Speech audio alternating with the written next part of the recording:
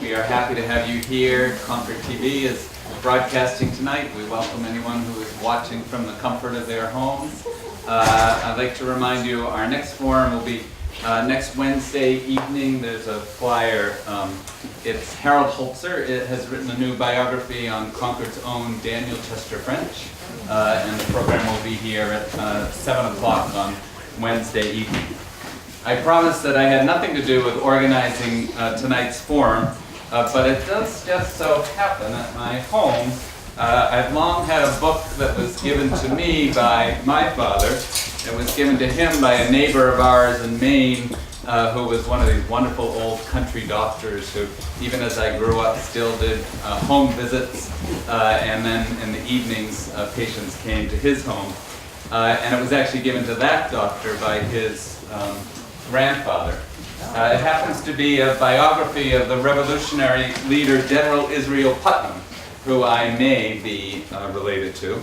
And as you likely know, Israel Putnam was best known for his role in the Battle of Bunker Hill, and he may have been the one to have delivered the famous order, "Don't fire until you see the whites of their eyes." It's debated exactly who uttered those words, but the command, as you know, has since become one of the American Revolution's most notable quotations, given to encourage the local militia to make the best use of their limited ammunition.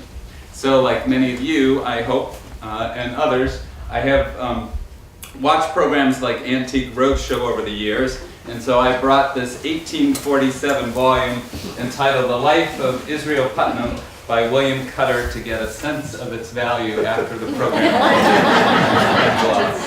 Though I should note that part of the book's meaning to me is the note from the neighborhood doctor's wife that was written to my father many years ago, and she said, "Wouldn't you like to have this book? It should be interesting to Thomas, that scholarly son of yours." So anyway, thank you, Dr. Downing, thank you, Mrs. Downing, for keeping the book so safely and giving it to my family.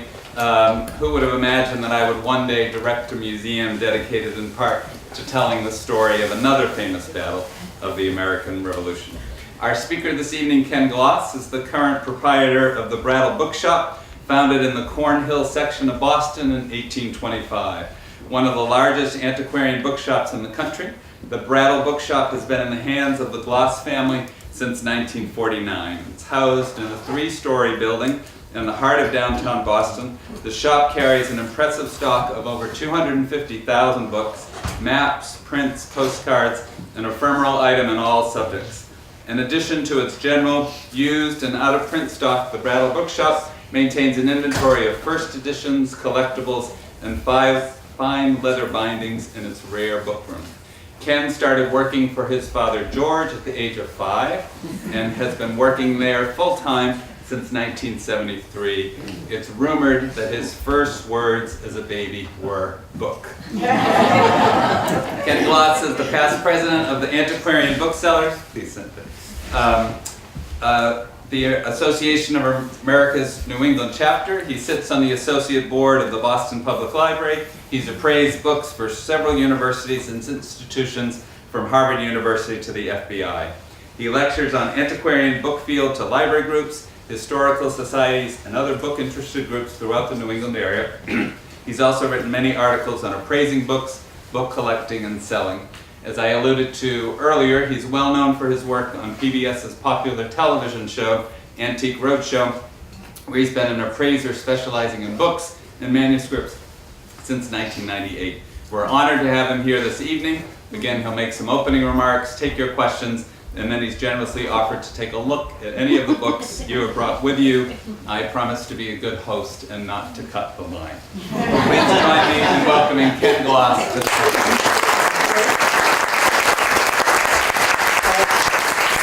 Thank you. What I do in the talk will last 45 minutes or so. First half hour, I'll talk about what is an old book, first editions.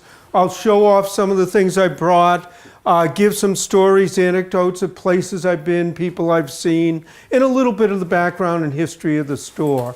And then what I like to do in the next 10 or 15 minutes is question and answer, because almost anything you ask me, I can go on and on and on about old books, but then I can go on about what you specifically want to ask.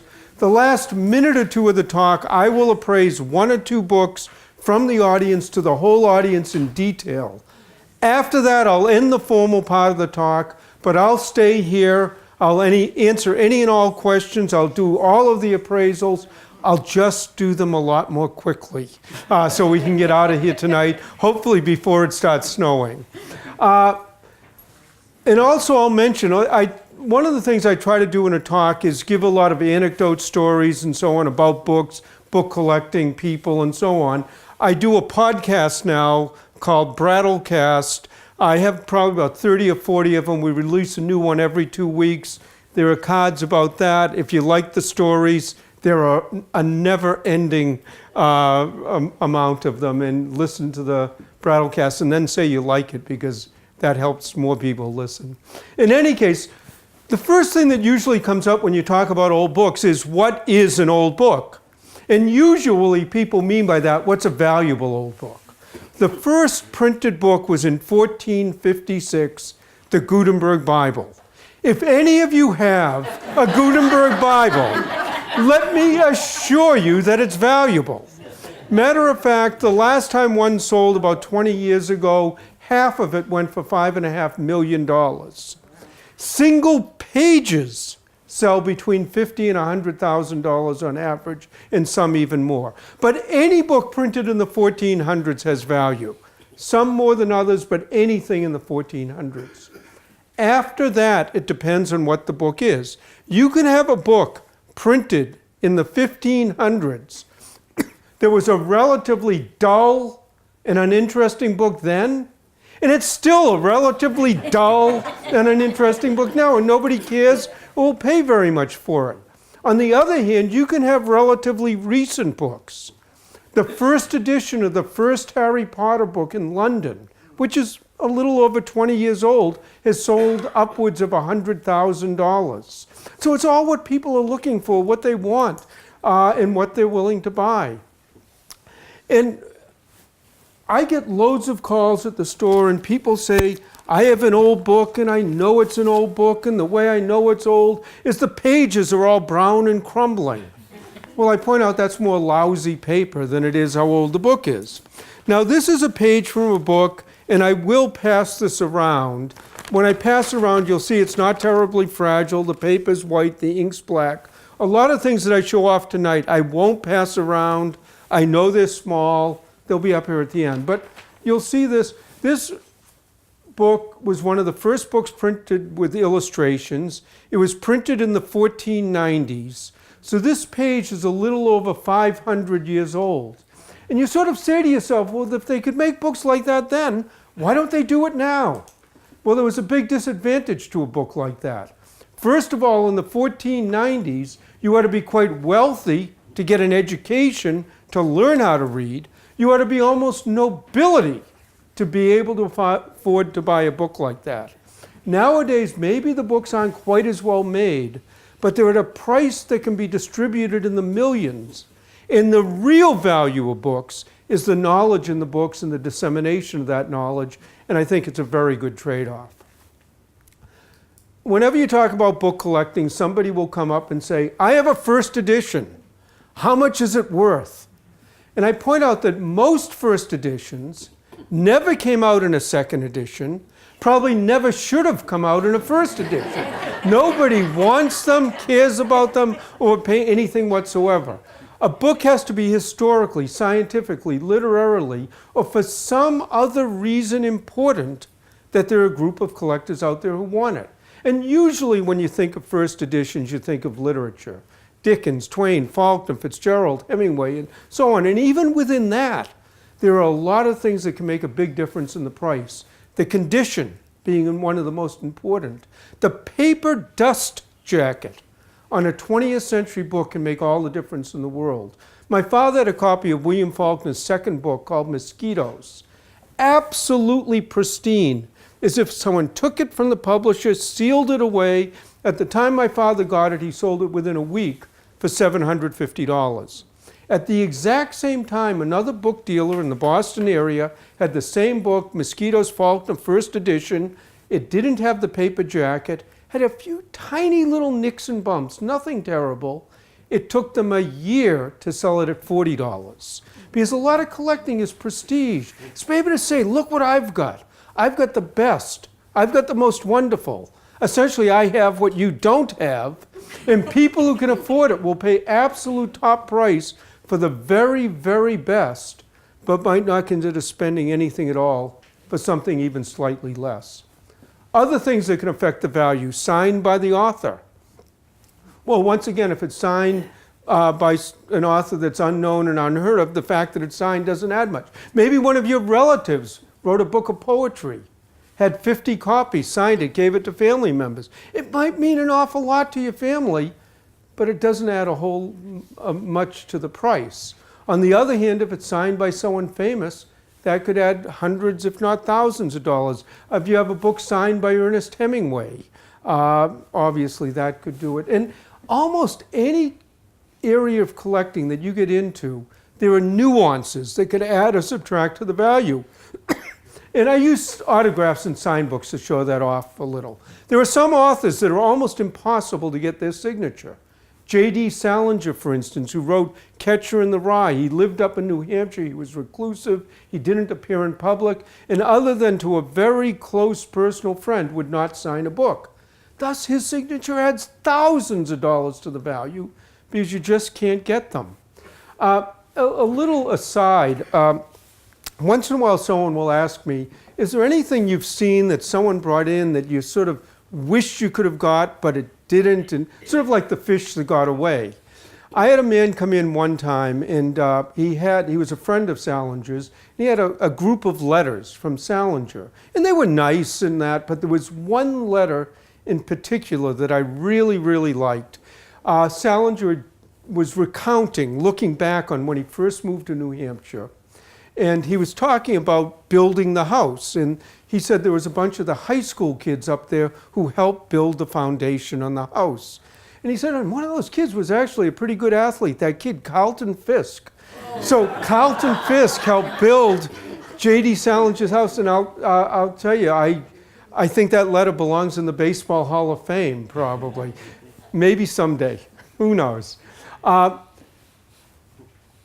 My father had a copy of F. Scott Fitzgerald's classic Great Gatsby. Now, just opposite what I was saying before, it was a first edition, but it didn't have the paper jacket. It was actually very well worn and read. But when you opened it up, it was inscribed to the greatest living poet, T.S. Eliot, sincerely F. Scott Fitzgerald. Now, in addition to that, when T.S. Eliot read the book, he made marginal notes, annotations, comments, crossed things out, added things into every page of the book. That book now would be worth $200,000, $300,000, maybe even $400,000 because of the association. One last story about signed books. There was an autograph and manuscript dealer in Massachusetts. He was actually one of the most prominent in the world. But when he was a young boy, he used to collect books by Robert Frost. And he knew Robert Frost. And when he was 13 years old, he went to London and he bought a copy of Frost's first book called A Boy's Will. Very complicated, what really is the first edition. Paid a lot of money for it at the time. Came back to Boston. A few weeks later, he met with Frost. He was very proud of himself. He said, look what I've got. And Frost looked at it and said, well, what did you pay for it? And he told him, and Frost said, give me the book. Frost opened it up, and the front two end papers wrote a 2-page description of how to tell the first binding from the second binding, from the third binding, from the fourth, how they change bindings, why they change bindings, the different colors of the bindings. On and on and on for 2 pages, signed it, closed the book, handed it back to the boy, and said, now it's worth what you paid for it. In any case, let me digress a little and give you a little bit of the history and background of the store. The history of the store does go back to the 1820s, but for all practical purposes, it was going out of business in 1949. My father was getting married. My mother had $500. With that, they bought half interest in the store. And my father built the store in his great love of books, his hard work, his knowledge, and he was a bit of a character and a showman. We've had 7 different locations over the years, mainly due to urban renewal. And every time he would move, when it was planned, he'd move the best books to the new location, then he'd run sales. Half price, $1.50, quarter dime. Last day of the sale, though, everything was free. And he would literally have hundreds of people line up with bags, packs, satchels, whatever, ring a big bell, people go charging into the store, grab whatever they could grab. 5 minutes later, he'd ring the bell again, they'd leave, the next group would come in. And he gave away over 250,000 books that way. Now, the last time he did that was in 1969, and we were moving from the end of Washington Street to West Street, where we are now. And at the end of the giveaway, there were books left over. And like I say, my father was a bit of a character and showman, and if you can picture this, he hired a covered wagon with a cowboy and a horse team, and on the cover of the covered wagon it said, "Go West, book lovers, go 5 West Street, Brattle Bookshop." They filled it up with books, and they drove it from the end of Washington Street near Boston City Hall, up Court Street, down Tremont by the Boston Common to where West Street is, and then back down Washington Street with my father sitting in back throwing books out the whole way.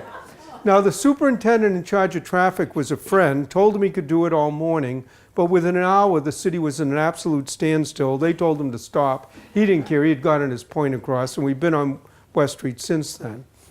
When we first moved in, we were in a 5-story, 150-year-old wooden building, absolutely crammed full of books. In February of 1980, I got a call at 4 o'clock in the morning. The building was on fire, and it literally burnt to the ground. I mean, it was 100% gone. But we wanted to keep going, not go out of business, continue. We found a storefront a few doors up the street. We rented folding tables. People either sold, gave us, donated books. Kevin White, who was the mayor at the time, came down with a carload of books. And even though it was a meager stock, within a month we reopened. The main thing was just keep going. Over the next 4 years, we slowly but surely rebuilt the stock. 4 years after that, we bought the building we're in now, which is again just down the street on West Street. And it's sort of the old Dickensian type of store. Outside stands at $1, 3 and 5, 2 floors of general used books, and then the 3rd floor with the rare books, autographs, manuscripts, leather bindings, and so on. In that type of business, the large old, and sometimes Walden and Thoreau and Emerson and so on too, that type of store is a dying business. And it's especially in the inner cities. And it's not dying because people don't like books, buy books, read books, sell books, whatever. But property value has gone so high, that rent has gone so high, that old bookstores, which I can guarantee you are not the most efficiently run businesses in the world, one right after the other have been going out of business. And in the last few years, the internet has just speeded that process along. Now, like I said, I've been doing this all my life. They did say my first word was book. I don't know, maybe it was. I'm sure they were talking about it all the time. And I did work after school in elementary school, junior high school, summers during college. I have a degree in chemistry from the University of Massachusetts. I was going to get a doctoral degree at the University of Wisconsin, but in 1973, I needed a year off. My father's health wasn't that good. That year now has been over 40 years, and I don't regret for a minute that I'm doing this and not in a laboratory somewhere.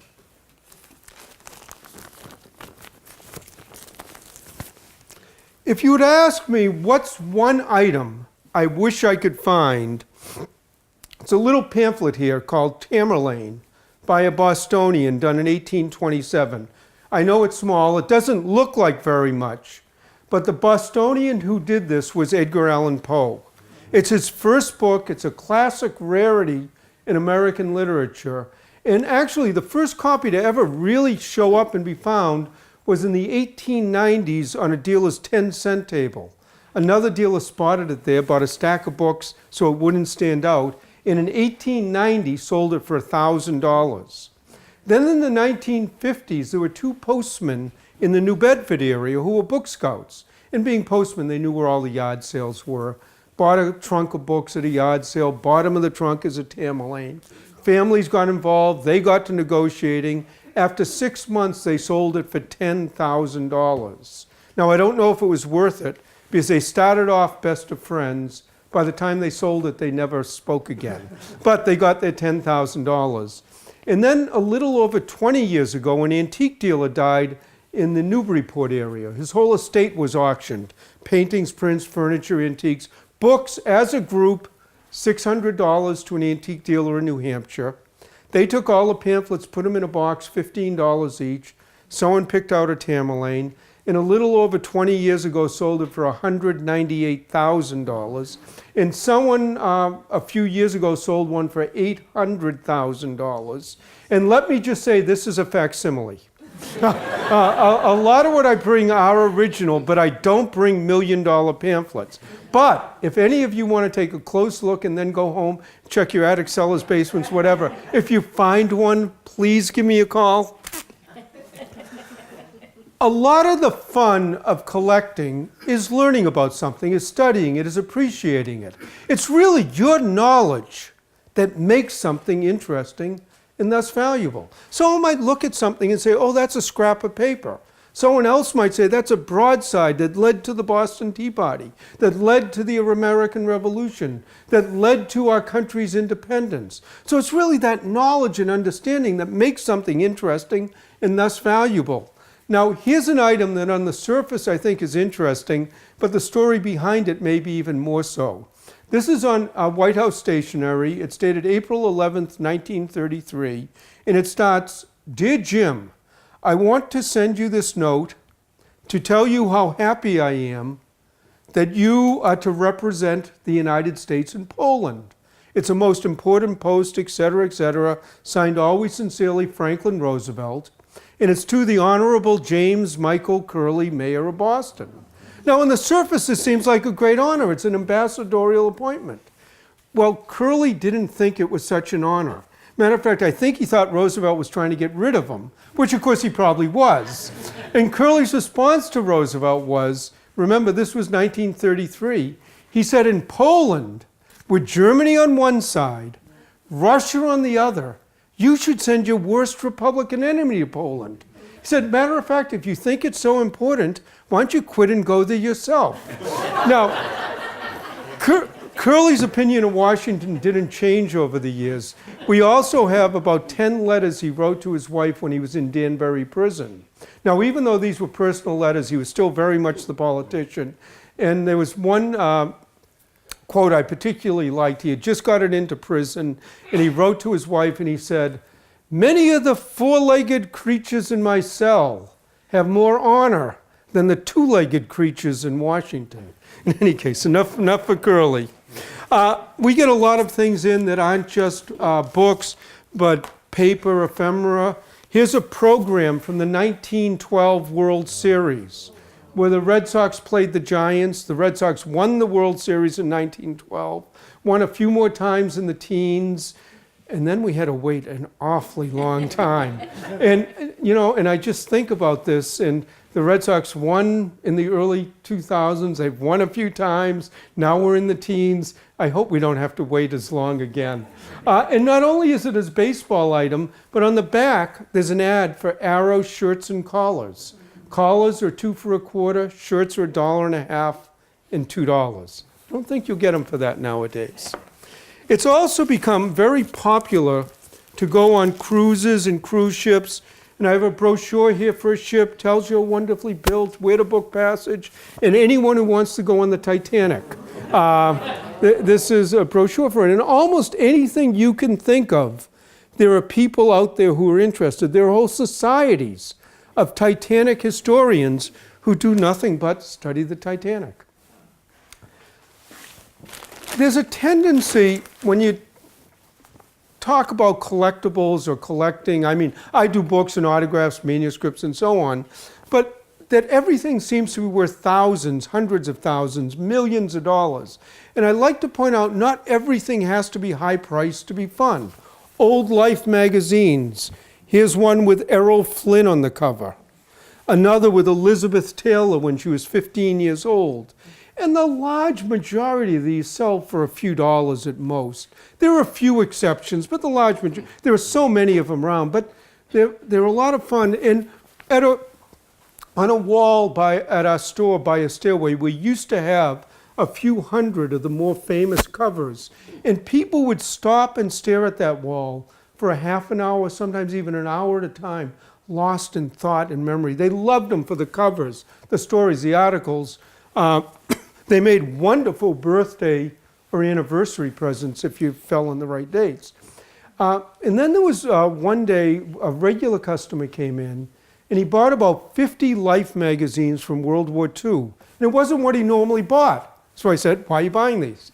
And he said, well, I want to teach my children about World War II. And he thought a nice way to do it would be to get some of the old Lifes, look at a few of the photos, read an article or two, and then discuss it with them. Sounded like a great idea to me, but I was a little skeptical.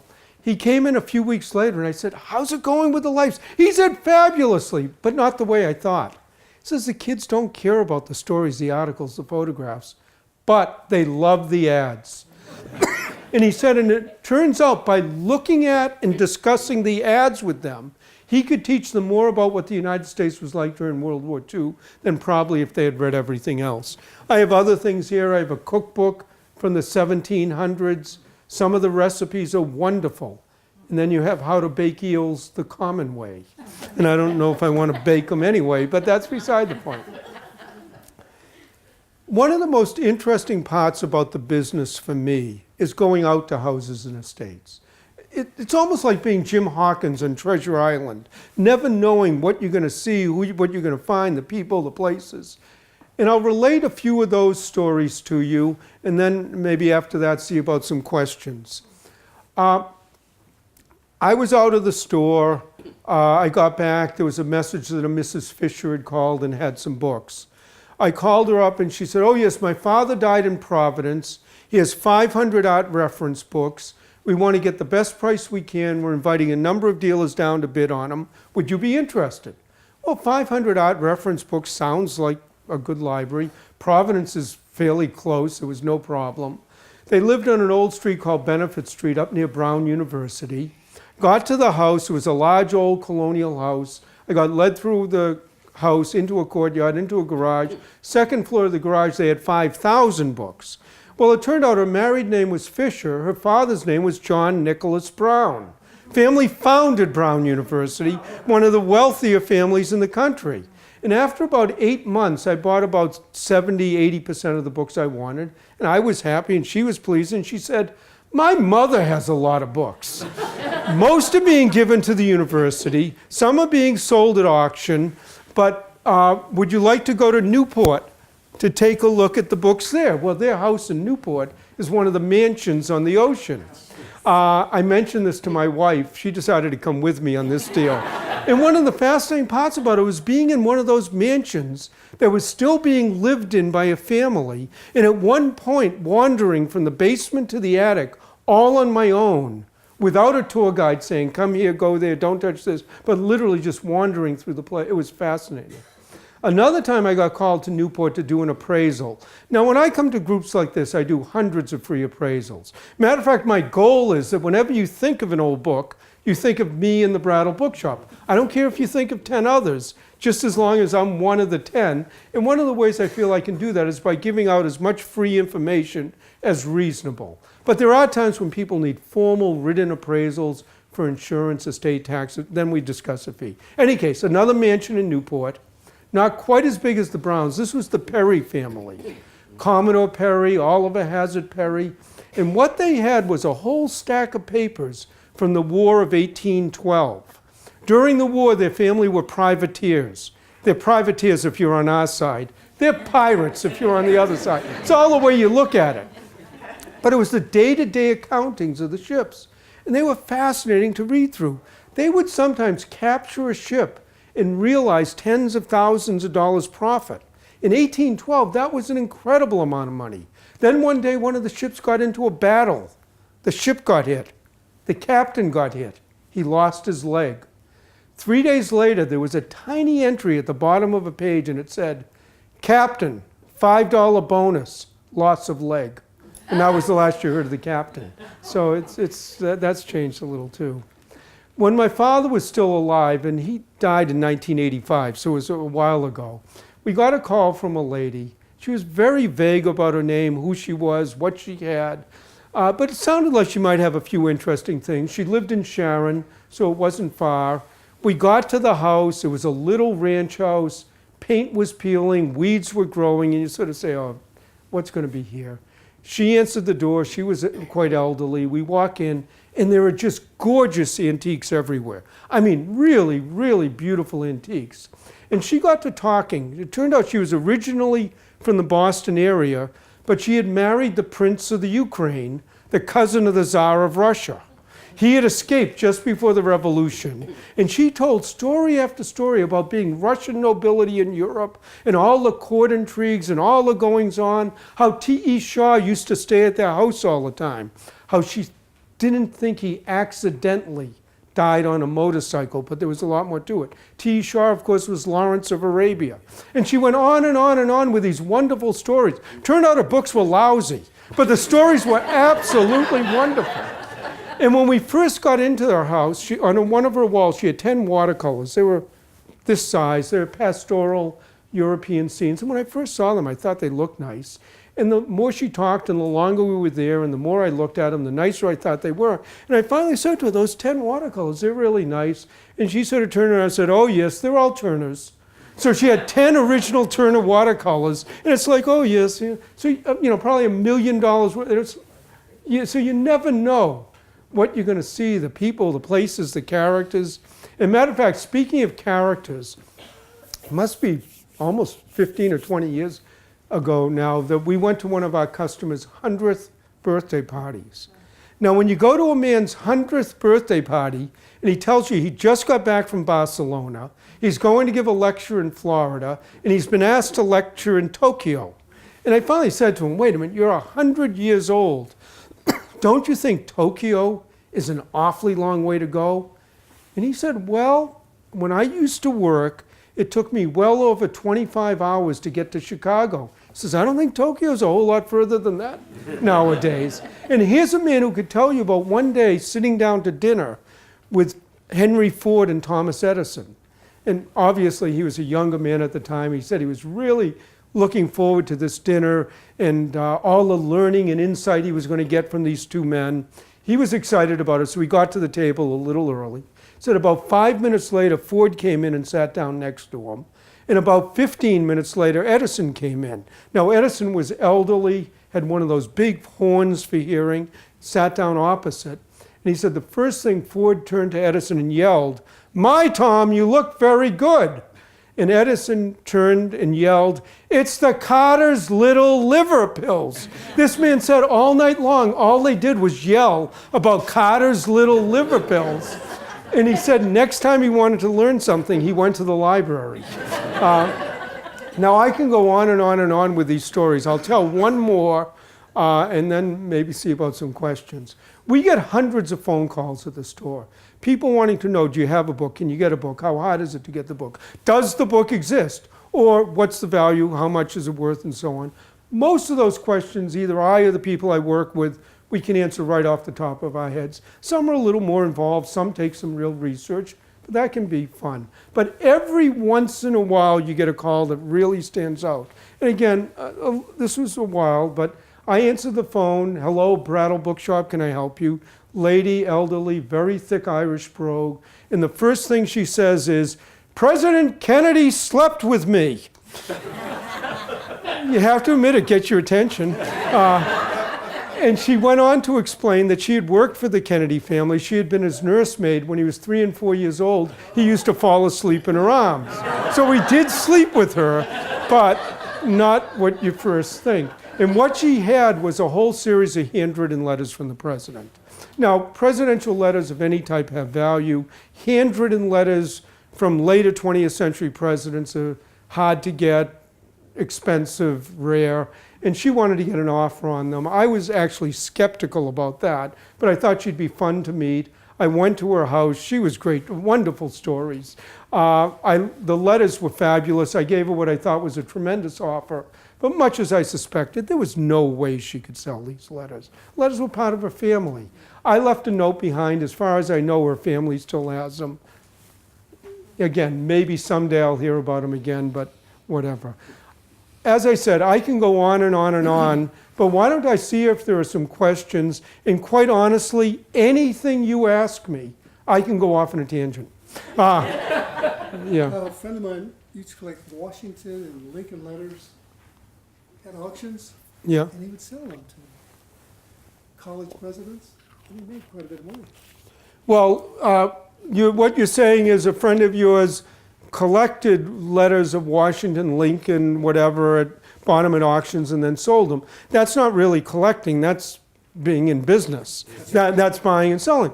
Well, yeah, an awful lot of what is bought and sold at auction or so on is bought by dealers, either representing people or buying for stock and reselling. And you know what really tends to happen is the better the item, the easier it is to sell. It's not necessarily the people who can afford to buy the best are the ones that are easier. It's sort of especially nowadays, the middle ground that's a lot higher. In Washington and Lincoln, but those can vary tremendously. You can have a Lincoln letter that sort of says, you know, sorry, I can't show up tonight, or Washington, and then you can have a Lincoln letter that's talking about the emancipation that can go for millions of dollars. But anything by Washington and Lincoln is valuable. But a lot of times when you get into any type of letter or document, the content, what it's about, what it says, does it reveal something? The more important, the more valuable it is. I mean, if you have something of Thoreau, and you know, basically he says, no, I'm not going to speak at the Concord Museum, no. But then if he says, you know, if he's saying, well, my friend Emerson has helped me with this and that, I mean, the value in one as opposed to the other can be exponential. So, but yeah, the thing is, it's a lot of fun to be in the business, and there are all sorts of specialties, and everybody does it their own way, but it sounds easy, it's not. I get to work at 5:30 in the morning. My wife says I only work half a day, 12 hours. When I'm doing a talk like this, it actually goes a little later. And most of the people who are in the business or doing this, it's years and years and years of experience in time and effort in building customers and whatever. So, but it is a lot of fun. What's the best way to care for old books? The question is, what's the best way to care for old books? I mean, I could probably do a whole talk on that. But in general, I'm going to assume that most people who ask a question like that here is not like the museum. You're not, or a university where you're having a rare book room with millions of dollars or hundreds of thousands, where you're going to have atmospherically controlled areas. It's the normal. Usually the answer to that is, if you're comfortable, the books will be comfortable. If it's not too hot, too cold, too damp, too dry, they've lasted a long time. They probably lasted longer than we have. They probably will last a whole lot longer. So if you don't abuse them, probably they're fine. You don't want usually in direct sunlight. A lot of times you'll see books that are green, but they'll be brown on the spine. They didn't make two-tone books. It's just the sun faded them. You don't want them in a shelf too tight, because inevitably somebody will go like that. You don't want them too loose, because they'll do that. But in general, as long as you're fairly careful with them, they should be fine. And then you get into, should you repair books and so on. Collectors want books generally the way they came out. In other words, if they were not in a particularly beautiful binding, they want the original the way it was, but they can be very fragile. And a lot of times what people will do in that case is, you don't want to rebind them or repair, but you maybe want to have a box made that can be very simple and relatively inexpensive, to a jewel encased leather. In that way, on the shelf, you have the leather or the box, and that's more exposed to the elements than the book inside. And then it also depends a little on what it is and the type of paper. But generally, with what most people have, even collectors, you don't want to do it. But you know, do too much. The less you do, usually the better. And I have people, I know someone was talking about that he buys sign books here. I have friends who collect modern authors, you know, and they buy new books as they come out. And some of my friends buy 2 copies. They buy the one copy that they put with plastic acetate, they put it behind a glass case, and the other one they read. Because the condition of the collecting copy is there. The one that they enjoy and have fun with is there. So, yes. Have you seen differences in the popularity of collecting over the years since you've been in the business? Or Differences in popularity over the years. collect- Yeah, I've seen a lot of differences in collecting over the years, how people go about it. Some things get popular, some things get less popular. And usually the best of the best go up more than things. But I was actually talking to this, someone offered us a collection today of an author. I won't say what author or what, but they had almost every book of the author. They had almost every magazine article of the author. They had almost every book that referenced the author. They had almost, I mean, and that was sort of referred to as almost a completist.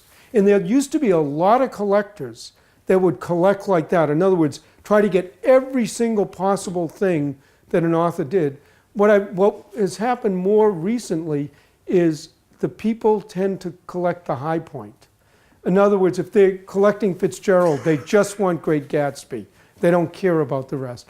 If they're collecting Thoreau, they might want Walden, maybe Week on the Concord, but they want the best copy. They don't care about the article in Atlantic Monthly.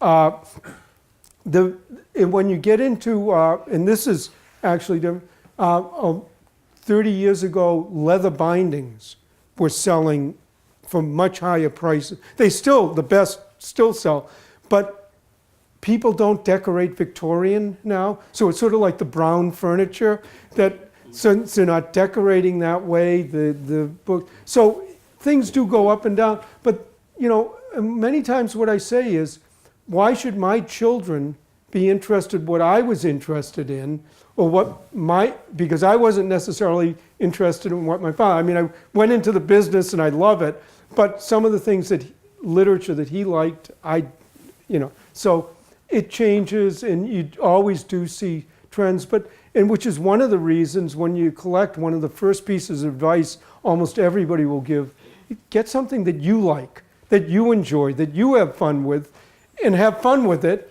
and don't worry, if you can, as much about what the next person's going to care about. Yeah. Do you have a private collection? There's one, I don't have a private collection per se. There's one collection that actually I'll talk about at the end. When I was growing up, my father used to bring home three or four books a day. Do that 6-7 days a week for 40.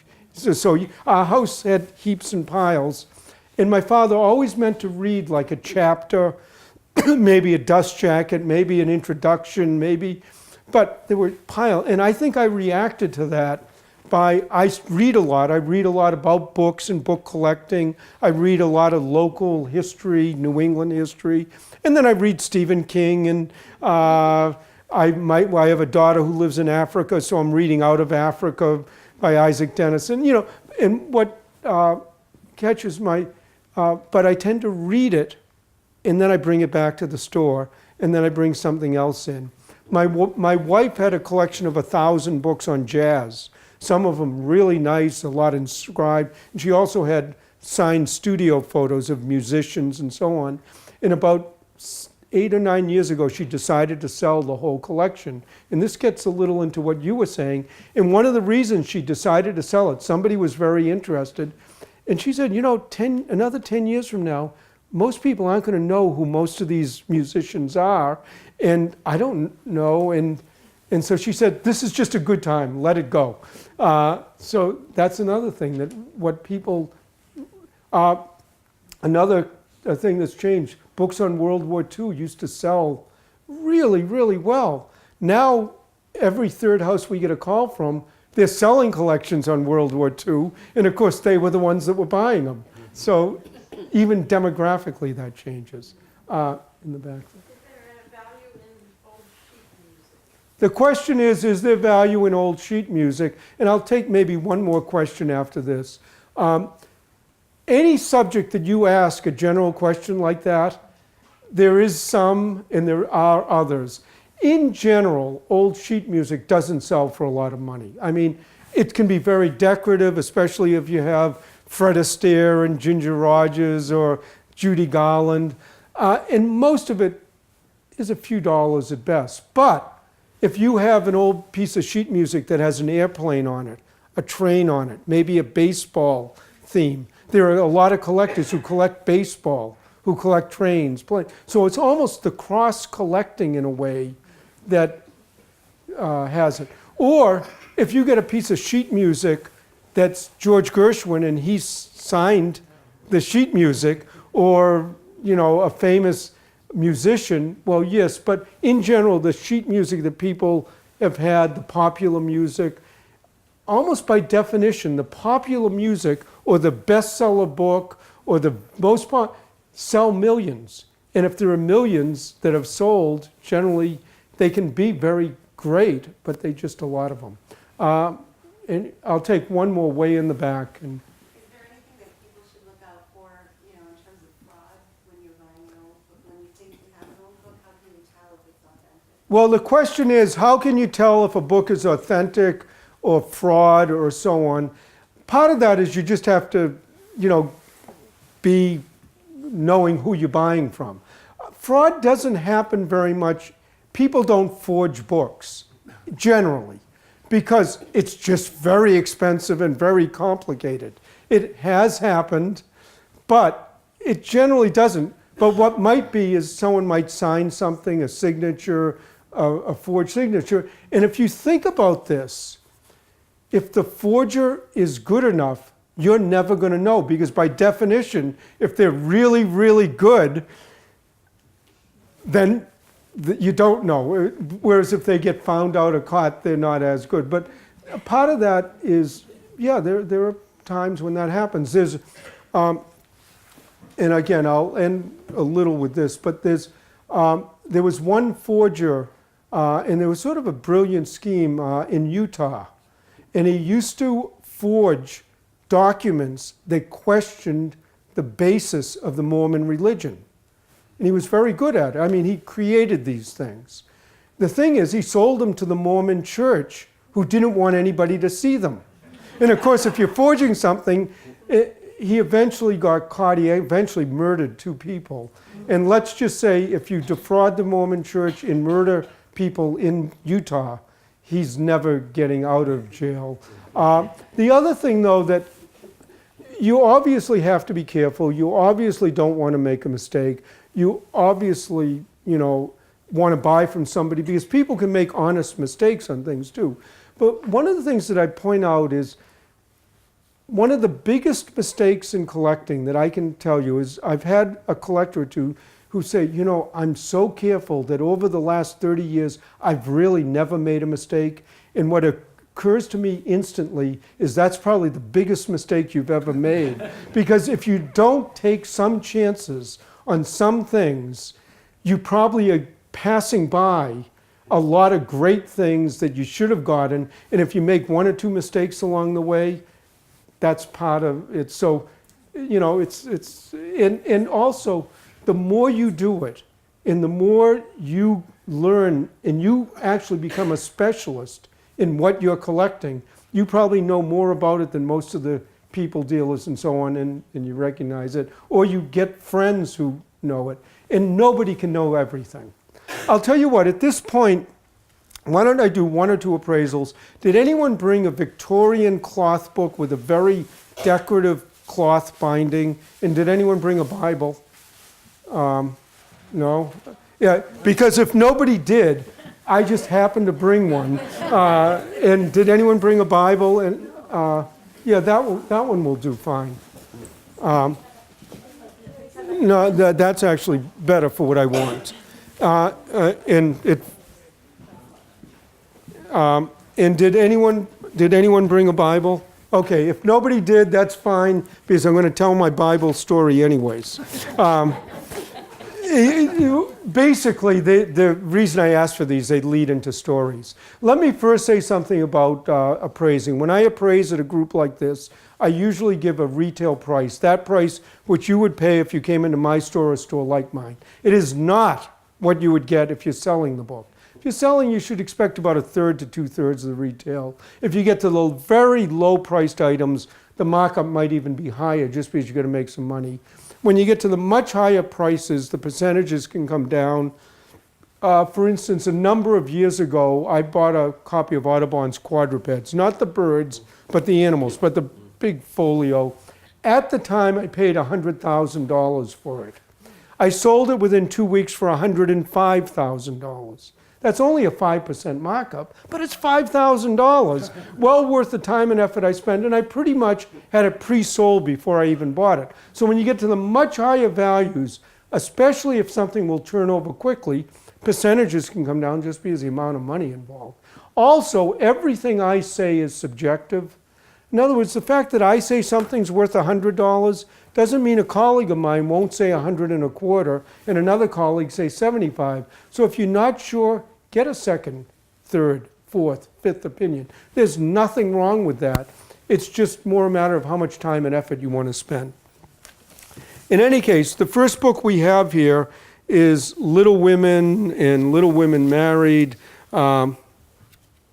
It's from the Lyceum Technical Institution of Commerce. It's a gift book. It's London, Louisa May Alcott. From the binding, it's 1880s. Obviously, the first edition was in the 1860s. But it's a nice copy. It has a nice jacket. There's some staining, a little bit of rubbing. It's probably, and this is one case where you're selling the book can make a difference. It's probably a book that is about a $25, $30 book. But maybe at one of the bookstores in Concord Center, they probably in the summertime when there are a lot of tourists might be able to get 50 or 75, just because there's just a little bit more of a demand.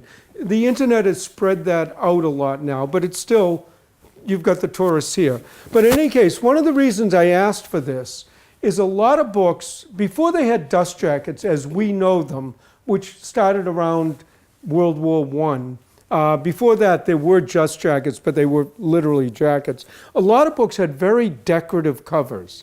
And one of the reasons they had decorative covers like this is the publishers figured if you walked into a store and the book caught your eye, more chance you'd buy it. And there are people who collect books like this just for the decorative covers. You can pick them up at yard sales, library sales, bookstores, auctions, antique stores, very reasonably. I mean, some are expensive, but you can put together actually a very nice collection. I'm going to hand this back to you now, just so that it doesn't get lost in the... you can get them, and they can be a lot of fun. Individually, they might not seem like much, but as a collection, decoratively, they can be quite nice. As a matter of fact, I have a collection like this myself, which is where I was said I'd bring it up. I got a book one time, had a picture of a toilet on the cover. The title of the book was Flushed with Pride, The Life of Thomas Crapper, invented the toilet.